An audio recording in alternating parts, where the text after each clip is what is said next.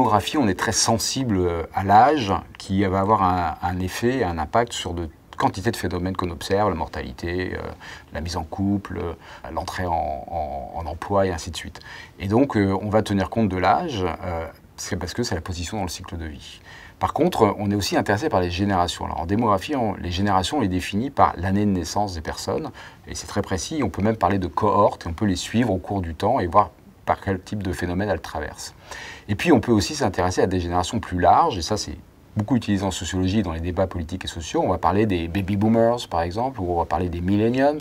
Donc on va regrouper tout un ensemble de personnes nées sur 10, 15 ans, et on va les comparer dans leur destin, dans leur participation à la société. Enfin, il y a une dernière façon de parler de génération, c'est de regarder à l'intérieur de la famille les parents, les enfants, donc la génération des parents, la génération des enfants, la génération des grands-parents, par exemple. Et quand on étudie l'immigration, on utilise beaucoup cette notion de génération parce qu'on va comparer la situation des immigrés, première génération, à être rentrés sur le pays, et la génération des descendants d'immigrés, qui sont ceux qui sont nés dans le pays et dont les parents sont immigrés.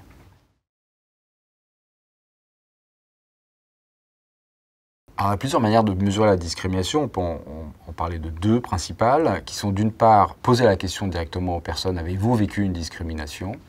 Et puis d'autre part, on peut faire des calculs de probabilité de vivre un désavantage, que ce soit dans le marché de l'emploi, dans la santé, dans l'accès au logement.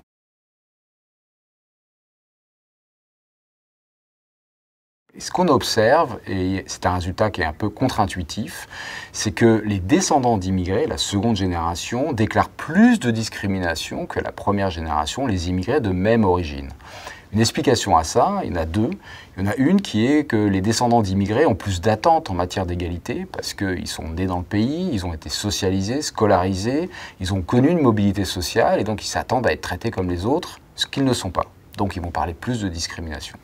Et puis il y a une deuxième explication qui est que grâce à cette mobilité sociale, ils arrivent sur le marché du travail, par exemple, en étant plus qualifiés, et dans ces secteurs de l'activité professionnelle, ils sont moins représentés, les personnes de leur origine sont peu présentes, et donc ils font l'objet de plus de sélection, de plus de traitements inégalitaires, donc de discrimination.